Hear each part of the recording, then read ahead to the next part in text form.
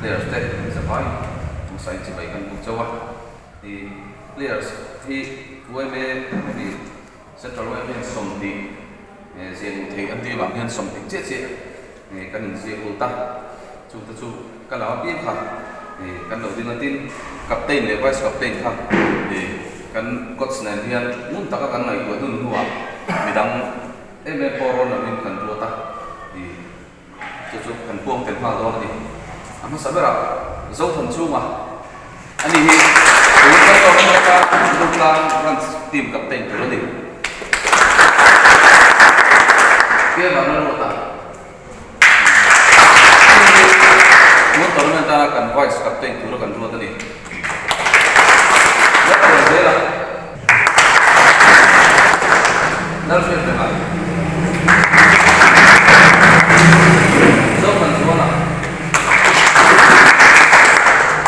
Philip mal som pyo ani hi na tai gar wa na mang talawa la du saka zo sang ki ma si zo kan ki ma Henry la sang zona zo nun phela mal som dong se la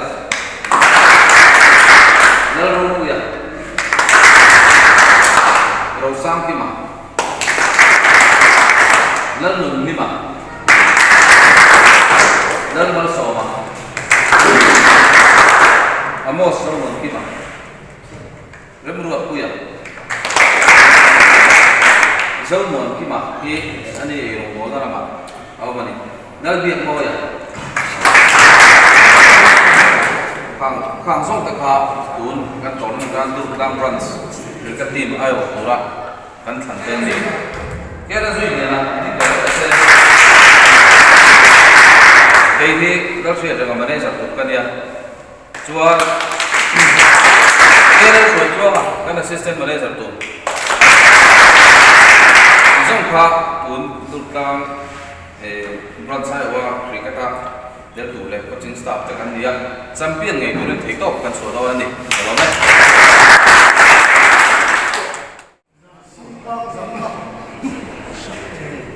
kan ne ga jersey min tam ba ko ku zo chwana tam Branch YMA vice president Durtlang Team chok na le som di pani central YMA Cricket Tournament kan champion ngei tu jersey Durtlang YMA Cricket Team tan tlangzarhna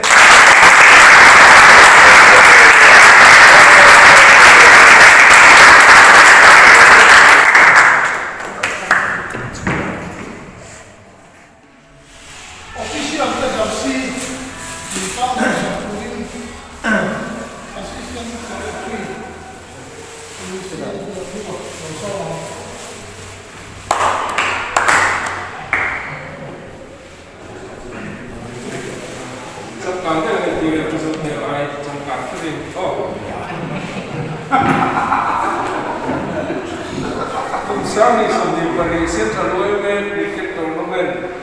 don tura Durtlang Branch YMA Team by 12 to official te jersey pu Dr. Sate na sponsor chu lo takin champion pui ngai turin ro pui boxing tlangzarhna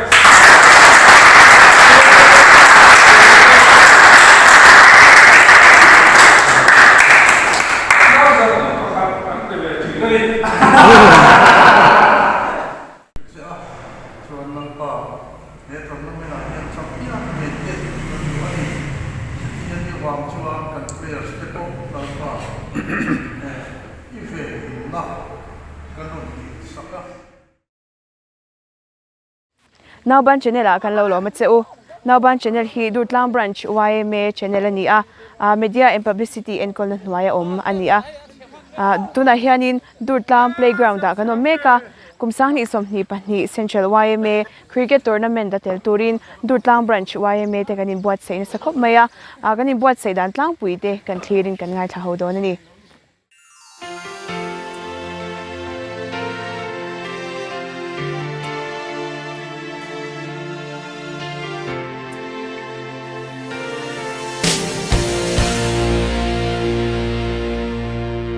ngei zonun par moi tlom ngei na chul mai tur vong hima tinung tu chu ole tuna hianin Durtlang Branch YMA Cricket Team Games and Sports Subcommittee Chairman Puishlan Mingliana Bulako Meka ani nena chang hianin team in buat sai dan tlang puite kan thlirin kan nga thlai don ni ama sa in kaput si baile Acting head yang team te hin din chau thei dan tlang pu hi min shil them hey YMA branch hian mo Durtlang branch YMA hian sub committee peng sang hi awma chung zinga chuan games and sports sub committee hi kumtin siam thin ania chu chuan in thalai te kan thalai te games and sport lama mason dan tu tele kong sanga malak na te angai tu thina chu sub committee din chan po anita Central YMA Cricket Tournament omdon ti kan han riat khan chwa ve ngei kan an tuma chuan committee te kan han neya Durtlang cricket players thatak tak kan ne ni ti kan riat awangin champion ngei thei tura kanin ngai wangin team turte kan han thlang khoma kan han seleka chuan hun a chep em tun tum phei chu practice na hun hi po kan nei chepa committee kan han ti ruma thun chep takara ti hian kan han in buat sai chuan committee ten thei top chuin le kan coach te le players te in pek na zara hey team thatak kan din thei ni in ka sia lom om hle in ka sia alom om hle mai ani le in team in buat sei dan tlang puite min han shil lela hey zinga ra hian kan in buat sei dan tlang pui chu zinga hian ani maya zinga ra practice na khuwa that chuan kan nei thina zing da ruk le tran ve kan tran thina chuta chuan kan coach le manager te kai hroi na hnuaia ti hian kan team te hian practice na hun athayang angin thanem ngai takin kan nei thina ni alom om hle mai ani le Central YMA ten hetang tournament te hiron buat sei chauzel ta che la tel zel kan in huamem hey volleyball te football te po hian Central YMA siam tournament siam ani hi chuan engemoni ro khol na dang taka omani lo hi chuan Durtlang Branch YMA hi a hai ngai lo ni kan telve zia thina ni cricket te po hian voi khat kan champion to in runners up hi voi thum kan ni to bokta then volleyball te po kan tela football te po kan lo champion to thina YMA ang te po in football te po kan champion lo pon a thleng sang pol hi kan ni chho ve zia thina tuna po hian thalai te hetiang games and sport lama ma an son theina tur hi YMA Durtlang Branch noya sport games and sports subcommittee chuan atum ber ani awangin ang po ni se YMA Central YMA board sai ni chuan khotlang aro kholna lian tak te kan nei ni lo chuan tel ve zel kha kan tumani Games and Sports Subcommittee te in malang na chhle maya champion ngei tur po in du sana samber kan hlan che u kan lome ang khata minen namin buhay puitu nang leki YMA luni imang mani na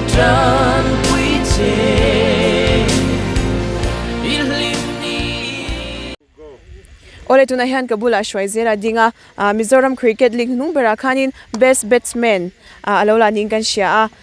tuna hianin enge kan veng din mun hi ni initiate nangma thler dana changin tuna jon kan vengi nia Mizoram ayo chuak kan ve nuala chuan senior team uru te hole chung te nomboka beisei na sa timeng kan champion poi ka ring lu to ka kan champion nge ka beisei top ani le tournament dang le Central YMA tournament hi enge adanglam na nangma thler dana danglam na han danglam na chung lawa ama tuna kan tournament khelang hi me MC lang hi me YM ai danglam su YMA tournament khan me enge mo danglam na vak chung lo beisei khop mai kan tisual fan lo chun kan champion nge ole champion ngei tur po in du sang na kan hlan cheu ani le helam pa kan zot vele thunganga YMA Central YMA tournament khel dang te nge danglam na danglam na over chu om lewa ma se danglam ve na chu YMA hi chun hei veng chung ang tak veng le veng bilin la ni wang hen hei than te lo na bi ta chu ni do mai tinga danglam na chu om chung lo ani le players te le staff te in tho ho na acha in sha em khop pe kan tho na tha khati ani le shwai zela practice na te miron troyom tra kai kan mo apieng min pe zela min troyom tra khop mai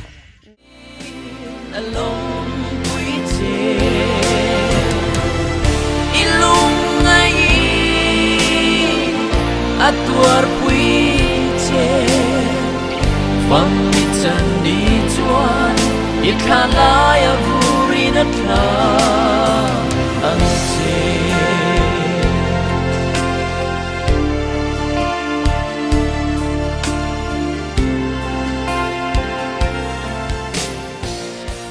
Durtlang mi pui te hian an phur pui chewem phur pui te reng mai tin abaka branch hi phur MMA branch committee hi ti chuan hei sub committee kuta hian mo phur na thui takmin pe ti chuan kan malak danang anga ma lo la mop turin min hanti si chuan hei thei to pin ma kan han la mop ania ti chuan hei min phur pui na tam takaron lang chuaka tuna hen wei melama kan suai tu poi mo tak te pon kan mo sang te min hanti saka ti chuan hei kan jersey tun tournament kan hak tur kan jersey asut moi tak mai cheng tam tak man hi kan sports sub committee chairman puteya ten an mani dor mingin propel car accessories mingin an sponsora an ni chunga hen kan lom ema tin official jersey tur hi kan treasurer branch treasurer le sports sub committee OB in charge ni bok Dr. Vanal Chama Dr. Chate an min han tum sak boka anena polom thu kan soya tin players ho hi in mu khoma in fui tharna hun na ini se ti in kan rela chu huna chuan players ho chohan ei khom puya in fui tharna hun kha kan neya chunga po chon cheng tam tak sengin kan team manager te kan chairman te le misang sangin ei le in te tumin tuinai takin players ten en zanri kan hangkil hoa chung thi pon chunga kan lom hle tin pu choi moi ne na tangpon players so in bu sai tu sum le pai te po kan han dong boka kan na dong zel don ni te pon kan thria kan loma an he na hian branch mingin lom thu te po kan soya kan lom tak mek mewani ti kha akan soitel du bokani chom do lai chom do trina trần quy ngài ấp giang đêm in trần quy tu nang lệ kỳ YMA loni imang mani na trần quy che ole tuna hian pula shadring a team manager bula ko meka team kaldan phung le anin en kol dan tlang pui kan thirin kan ngai thale don ani ole kalome hey ni e kan thria tangin Durtlang Branch YMA Cricket Team te Central YMA Cricket Tournament si ma hian kan chuak ve don nia tun din huna chuan kan team hi kan phurtlang hle in ka hria kan kot sa tanga tin players te an tanga tin veng dangin min thlir dana po tuna hian players nei thaber le athiam ber turanga ngai kan nia tuna hian kan senior players hi puchung te le puro ta ten min la howa puchung te hi tun kan tournament kan captain tur ania tin puro ta hi tlangwal ro ta hi kan vice captain tur ani boka ti chuan anni lo po hi players tak tak kan kola veng dangina min hu phurber te zinga mi nin kanin tria tin kan practice sungchanga po kan coach tele kan hroi tu te kan sub committee hroi tu te an tang hlea theyang to kin field lama te menon tel puya zinga hian daruk le chan ve tanin dariat lama dariat ate kan bang thina ti chuan huneng mo chen kha practice si kan kal rol theilawa cricket association ina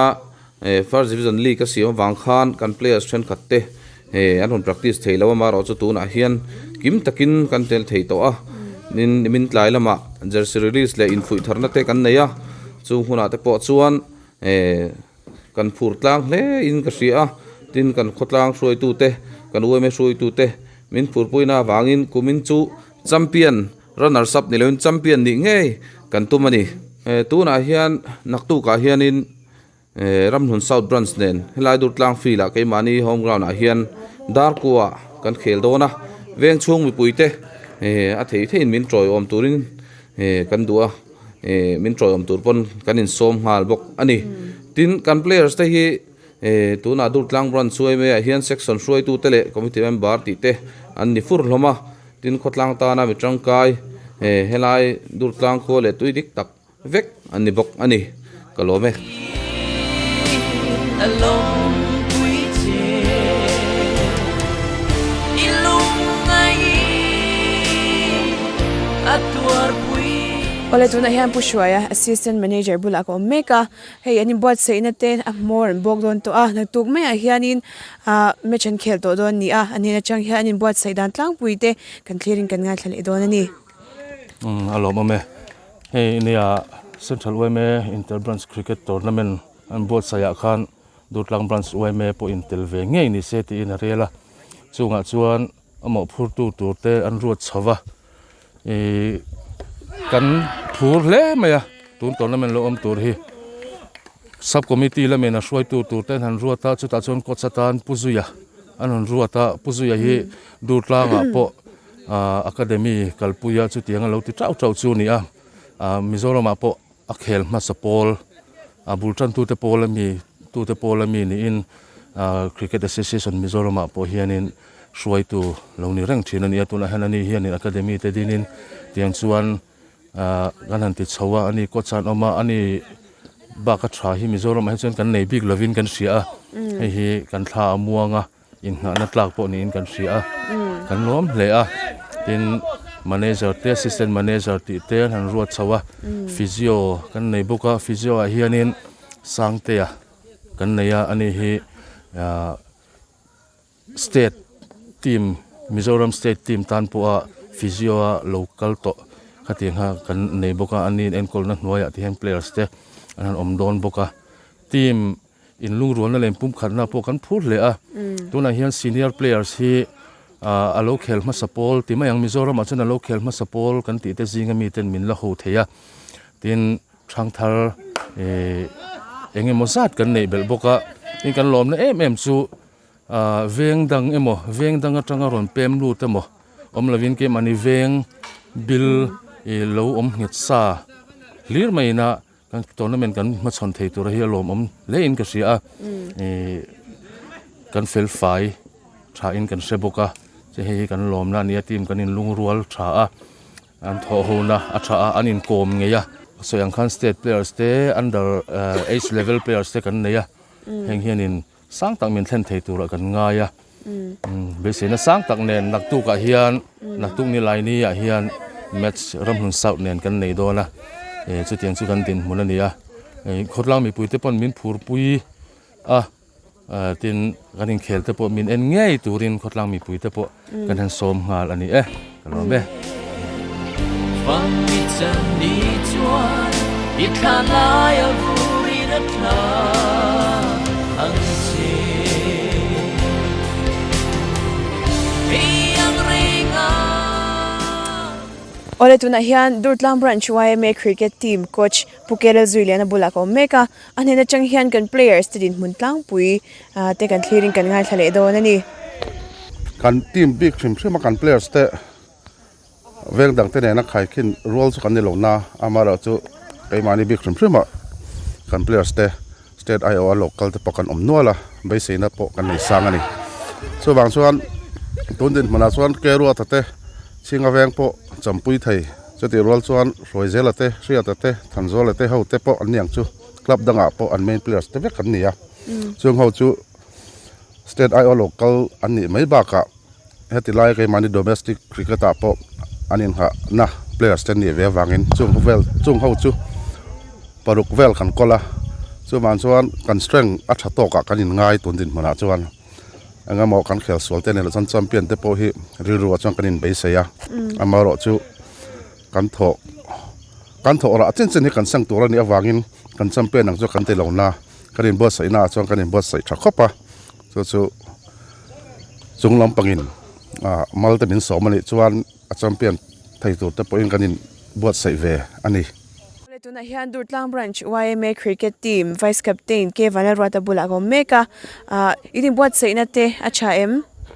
thathokat viewin ga ria nia team hi kan a team angi jan kan practice tam man lawa achan chu a professional khel ho hi tun Mizoram Cricket League kha kan khel zo deuh chia kan masa khan si muilama match practice ro kan nei tha chon adang jong hi chu hei coach thatak puzuya kan nei chumi hnuai chuan an lo practice chara tian ni khat ba ki team hi kan join man lo chi tirwal chon professional kan nia ke ni ho chu ti mayang chon in adapt jung tur kan nia han team he kan an tel puya clay role le a role thar a generation sang kan in mix thokatin kan ria kan config ve khop chon kan ria ani le Central YMA Tournament ani ema tournament danga te po voi exam ngi lo tel to asoi mai them nia ngoro chiar deuh tak ngai nga Central YMA Cricket Tournament hi ama kha chon kumtin nei thina ni a sang ni pali sang ni panga chho kha oi somdon chu ni tong nia lo rei ve to khop mai sang ni paruk khan kan champion nge a captain na hnuaya so sang ni pasari zok ka soiswal sang ni paruka ka final thau kan lu ta chuan khami nu khan kum ni dana kum khat kar dana nei ani ta a chuan covid nen mar chu voi som veli chu kan kalau khel ve toi chu ka ring ma se chiar deuh anga yang ka sei chat ngam lo nangin khel nem to khop mai ani le Central YMA ina hetianga tournament ne hian cricket chau lo hi alo nei to chinem Durtlang YMA te hi kan lo tel to chinem o tereng mai Central YMA hian hemi sports thalai te mason na turatan infiam na manghian ma hi la thina mana tang to in football te po Durtlang te po azon in final lamola te po kan lo lut to football te volleyball te ka hriat swalo zon basketball kan tiang che hemi major games a hian a organize fowa sumtam tak sengin Central YMA chunga po hian lom thu infiami te enge ai open ka sai du nge hetiang hi platform thatak ania he football ani mo cricket ani mo volleyball basketball hetiang tournament atang hian professional player tam tak hi an lo chuak to thina chuwang chuan a hlu ka ti sportsman anga tan pon Central YMA hian thil tha an ti nin ka ria hemi sports sung sanga bi ke chuan ani le tuna kan local players te Durtlang an players te hi professional players ti tur khop hianin ani ve theyangem professional players hi tereng mai professional players hanti chuan tuna po hian hemi professional pa ngai kan ti hi so senior a kheli pathum vel kan oma chon under 25 a khel mek ron professional mai tur anom boka under 19 te chon atam jok hi chu hemi Mizoram age level le professional a khel ho hi kan ni a chon anu pangjok tuna hian kan ho tu ten an ron da tewa kum som pali som pangarwal heng ho poi tunanga an tho dima thun oya kan coach te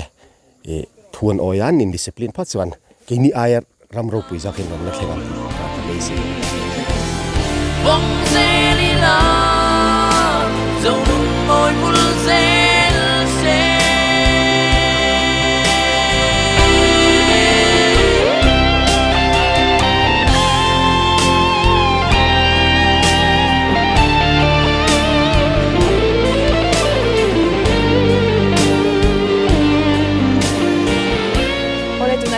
Durtlang Branch YMA Cricket Team Captain Puich Zothan Chunga Bulako Meka ani hi Durtlang Branch Committee Member ni YMA Section D Secretary ni na anei mek bogani ani hi kan senior players ani ne na chang hianin thupoimo tak kan sha turte kan thlerin kan nga thale do ani le hei Central YMA Tournament dang te hi enge adang lamna abawrak te Central YMA Tournament dang club level vel hi abawrak hi ai nang lo khop ma ama khop ma ve feeling hi alo na ve do thin bok men ho te po ni se fiam tuin ka ti sina teng ten pen po ni sala ve tai wa tan sok sim le ve mi chang an kal sim chong ke chu kalo trak em se ma yam chu ve mi puite lung rol na le khatinga kan team te kal tlanga ve mi puite lung rol na kha ei tam takin aron kal ning ka sia ei cricket ta po kharin ka kan soi chi rang kharin kan ve mi puite hi mi support ema ma chang to sani kumsani pasari pe kha kan champion kha nia kami kan champion kum phai ka chon anwam ve ni kholai ve la po rin lo de te kha ni valo ve I chaksu tia soi kha min fak dat po kan dong na sa ve kha ma kha na cricket player star po kha ni alo ma ema kan thil ti ka ho te mo kan ti kha ni veng chung ho kha ni mi lo support mi lo nge lu sak ma chu ba ka tarang kha ni kan champion ve chang khan veng chung ve la po no pang khel du tak ka aron pun pa chu wa chon club level ve la hi chuari level te san to wang hiarin veng hlang lo dewa khelte lom to thin sia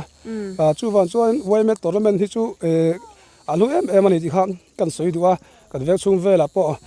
ke ma de poi mit an min huang hianin pian zel me la de po veng choi me thei tu ro pa tha kan ni lawa pa se kan veng ti ming that ve thei da chun chu kan ni cricket players tan chon cricket ani me chu kha thei to pi kan chang do na chu wan chonin kan tan chuanin Central YMA tournament hi alu em ani ani le Durtlang Branch YMA Cricket Team te kan champion thei beisei kan champion thei ka beisei champion turin kan practice na po kan chang rem boka chu te rol ero chuarin kan sia rang tur chu ming ta chu lian tu ma sela ming chang ro khanin champion turan thong don si lova kan khel don ani chu wan chuarin thei top kan su anga fiu khur mai pi lama pathiama som tla ka kan thove do te angai ve boka chu te kan tiama som tla kan baya in hiam lawa kan khel kim the ani chuari kan champion ngai po ka beisei champion ngei tur po in du sana samber kan han cheu imangani na tran pui che ilim ni along pui che ilung ai atuar pui vang mi chan ni chuan I thla lai a vui na thla ang se zo nun moi vul zer se sak ming YMA vul ring ang che